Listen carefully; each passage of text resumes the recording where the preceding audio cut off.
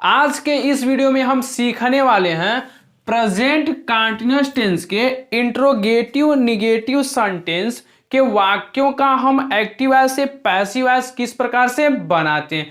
इसके पिछले वाले वीडियो में हमने सीखा है कि इंट्रोगेटिव सेंटेंस के वाक्यों का हम एक्टिव वॉइस से पैसिव वॉइस कैसे बनाते हैं। तो इस वीडियो में हम सीखेंगे कि जो हमारा इंट्रोगेटिव निगेटिव सेंटेंस है उसके सेंटेंस को हम एक्टिव वॉइस से पैसिव वॉइस में किस प्रकार से बनाते हैं। यदि आप हमारे चैनल पर नए हैं तो हमारे चैनल को सब्सक्राइब और बेल आइकन को दबाना ना भूलें, जिससे कि हम यूपी बोर्ड से रिलेटेड जो भी वीडियो अपने चैनल पर अपलोड करें तो आपको हमारे वीडियो का नोटिफिकेशन सबसे पहले मिल सके। तो बने रहिए हमारे चैनल पर। तो इस वीडियो में हम सीखेंगे क्या कि इंट्रोगेटिव निगेटिव।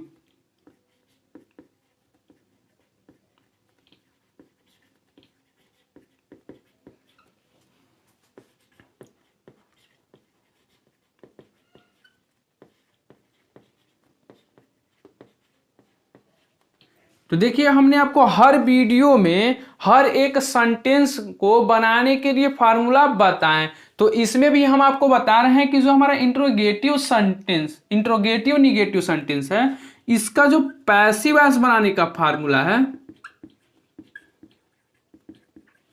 यही है कि सबसे पहले हम किसका प्रयोग करते हैं तो इज एम आर का।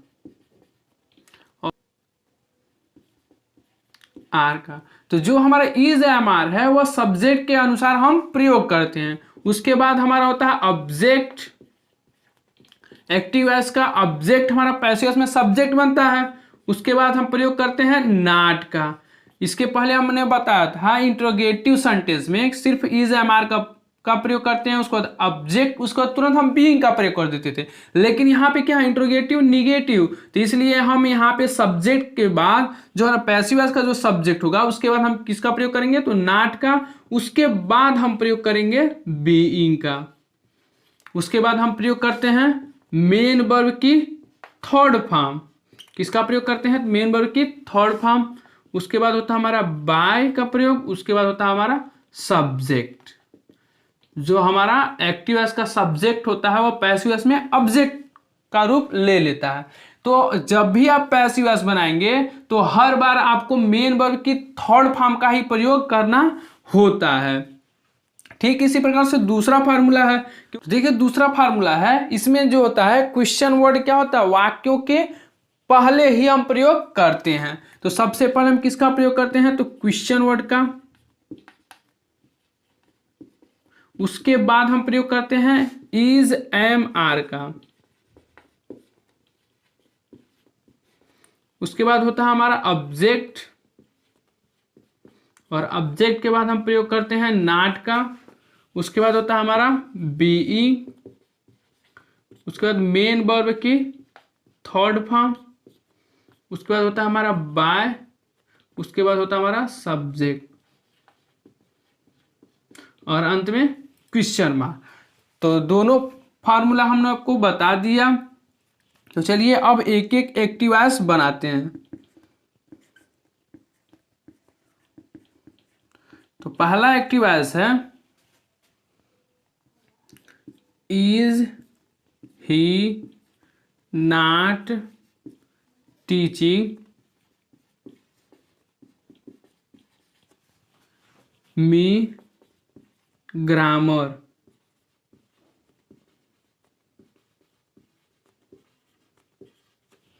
क्या है कि is he not teaching me grammar. तो देखिए जब हम इसका पैसिव वॉइस बनाएंगे तो किसके अनुसार बनाएंगे तो फार्मूला नंबर 1 के अनुसार।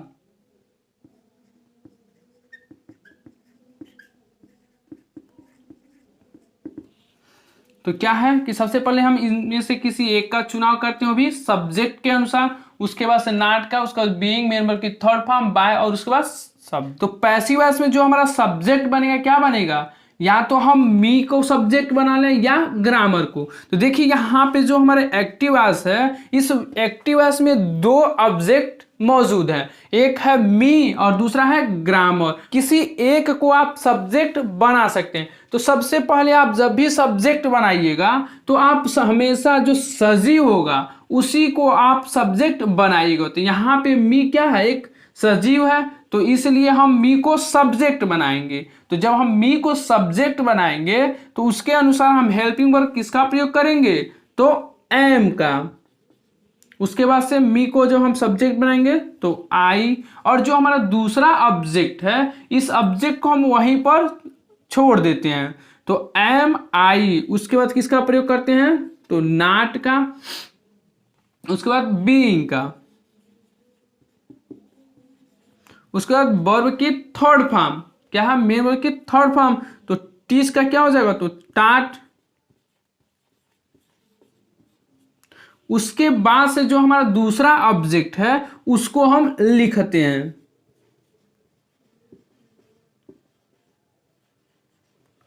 अब जो है हम प्रयोग करेंगे बाई का। उसके बाद से जो हमारा सब्जेक्ट है क्या, ही, इसको जो हम ऑब्जेक्ट बनाएंगे तो क्या हो जाएगा, हिम, और अंत में क्वेश्चन मार्क। तो इस प्रकार से पैसिव वॉइस क्या बना कि am I not being taught grammar by him. ठीक इसी प्रकार से अब दूसरा पैसिव वॉइस यदि बनाते हैं, या कर लीजिए, यदि हम मी को ना लेकर के ग्रामर को ले लेते तब हम क्या होता हमारा पैसिव वॉइस, तो जब हमारा ग्रामर सब्जेक्ट बनता तो उसके अनुसार हम किसका प्रयोग करते हैं, हेल्पिंग वर्ब, तो इज का। क्योंकि जहां पर जो ग्रामर है वह सिंगुलर सब्जेक्ट होता है तो उसके अनुसार हम हेल्पिंग वर्ब इज का प्रयोग करते हैं। उसके बाद लिखते हैं हम ग्रामर।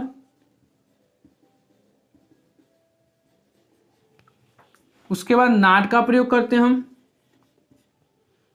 नॉट का प्रयोग करने के बाद से बीइंग। उसके बाद मेन वर्ब की थर्ड फॉर्म, तो वही होता है क्या, टीच का टाट। उसके बाद से यहां पे हमने ग्रामर को सब्जेक्ट बनाया तो मी जैसे है वैसे ही हम लिख देंगे, तो मी। उसके बाद प्रयोग करेंगे बाय का, और उसके बाद से हम प्रयोग करते हैं ही को ही में कन्वर्ट कर देते हैं।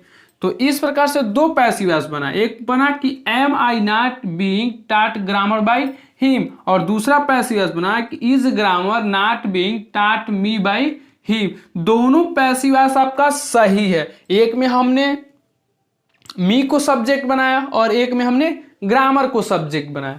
तो इसमें से आप किसी एक को पहले सब्जेक्ट बना करके यदि आप पैसिव वॉइस बनाते हैं तो आपका पैसिव वॉइस सही है। ठीक इसी प्रकार से दूसरा पैसिव वॉइस बनाते हैं हम, तो वह एक्टिव वॉइस है कुछ इस प्रकार से, why are they not playing football.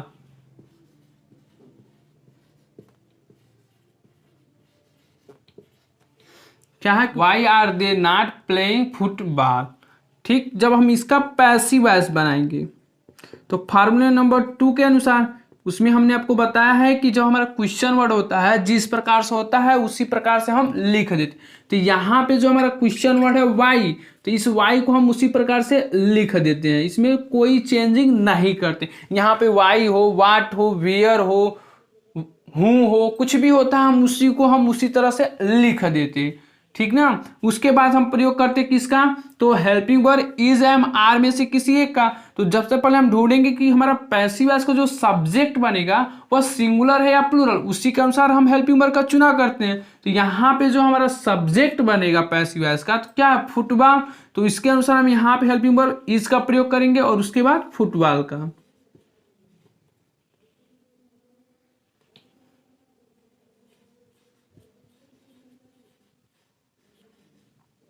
उसके बाद प्रयोग करते हैं हम नॉट का।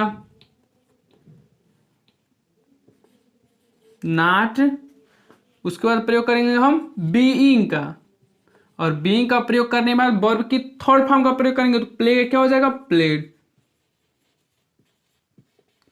उसके बाद से हम किसका प्रयोग करेंगे, तो बाय का, और यहां पे जो हमारा एक्टिव वॉइस का जो सब्जेक्ट है वह पैसिव वॉइस में जब कन्वर्ट होगा तो क्या हो जाएगा, तो दे का देम।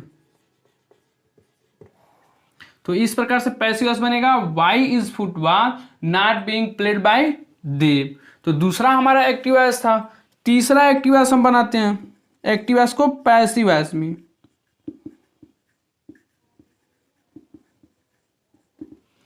तो क्या है हमारा active voice? Am I not learning the lesson.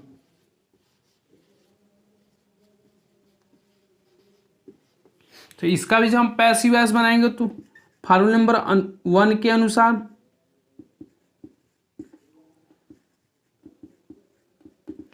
क्या है कि सब यहाँ पे जो सब्जेक्ट बने क्या, द लेसन, तो उसके अनुसार यहाँ पे क्या हो जाएगा हेल्पिंग वर्ब, तो इज का प्रयोग करेंगे। उसके बाद हम किसका प्रयोग करेंगे, तो द लेसन नॉट बीइंग, और यहाँ पे लर्न का थर्ड फॉर्म क्या हो जाएगा, तो लर्नड। उसके बाद बाय, और यहाँ पे जो हमारा एक्टिव वॉइस का सब्जेक्ट है, तो जब पैसिव वॉइस में ऑब्जेक्ट बनेगा तो आई को किस में कन्वर्ट कर देंगे, तो मी में। तो इस प्रकार से बना passive voice, is the lesson not being learned by me. तो चौथा एक्टिव वॉइस आपको बनाना है। तो चौथा जो एक्टिव वॉइस है उसको हम दे देंगे और आपको बनाना है और कमेंट करके बताना है कि इसका जो पैसिव वॉइस जो है वह क्या होगा, क्योंकि हमने आपको बता दिया है कि इंट्रोगेटिव निगेटिव सेंटेंस का एक्टिव वॉइस से पैसिव वॉइस कैसे बनता है। तो आप इस एक्टिव वॉइस को आप पैसिव वॉइस बनाइए और कमेंट करके बताइए।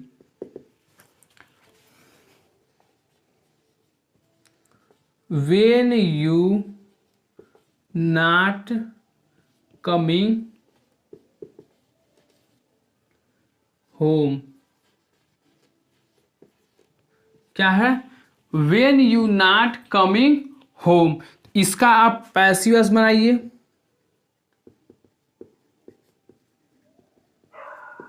और कमेंट करके बताइए कि इसका पैसिव वॉइस क्या होगा। तो चलिए अगले वीडियो हम जानते हैं कि जो हमारा प्रेजेंट परफेक्ट टेंस के अफर्मेटिव सेंटेंस का हम एक्टिव वॉइस से पैसिव वॉइस कैसे बनाते हैं और कैसे पहचानेंगे कि जो हमारा दिया गया सेंटेंस है वह प्रेजेंट परफेक्ट से रिलेटेड है कि नहीं। चलिए मिलते हैं नेक्स्ट वीडियो में।